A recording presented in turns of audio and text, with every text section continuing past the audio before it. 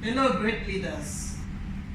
Today, we want to discuss things we must bear in mind when raising great younger leaders in the genius, bringing out the genius in our children. We must realize that today's child picks up information at a very incredible fast rate. He is wired to continually gather information and connect and link this information to whatever he has already known or whatever he has already accustomed himself to. He's a multisensory being, absorbing information beyond the 5 physical senses. Every child has the 6th sense. We'll get to that later. He can sense and discern subtle differences in light, color, sound, speech, and images. He seeks clarity and balance. He is extra sensitive to the physical environment.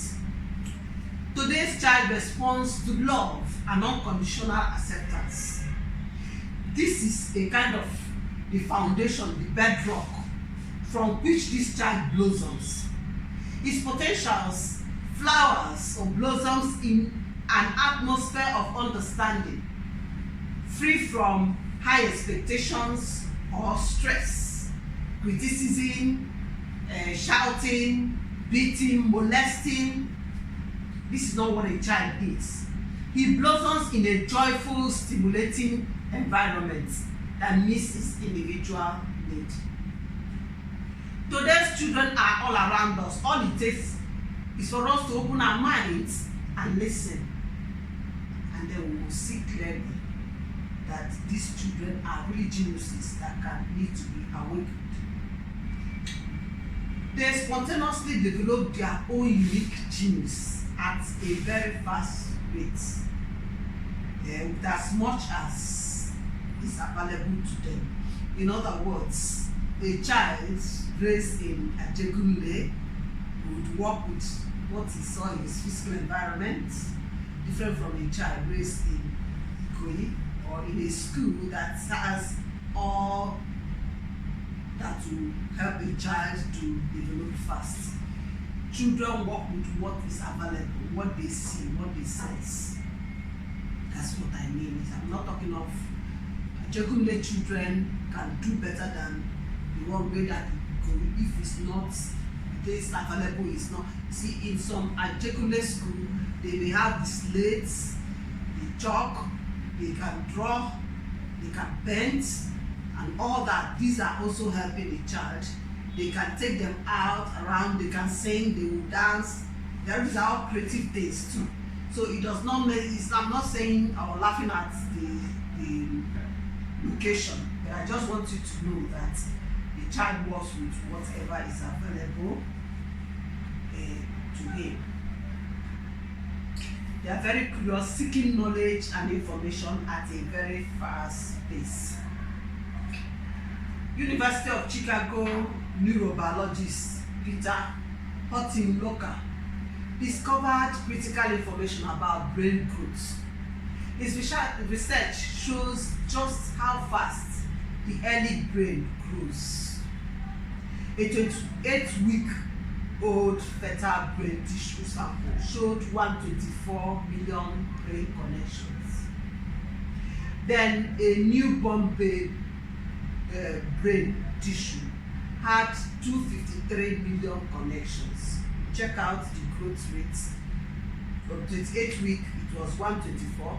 Now a newborn baby's 253 million, almost double, in fact more than double. And an 8-month-old infant had 572 million brain connection.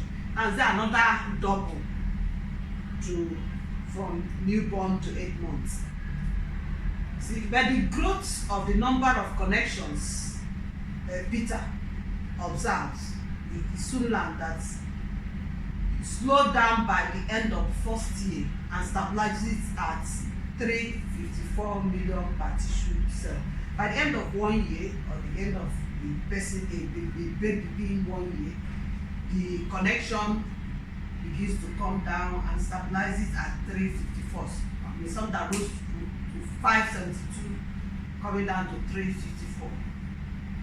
He says it was strange. The number of connections kept going up and up.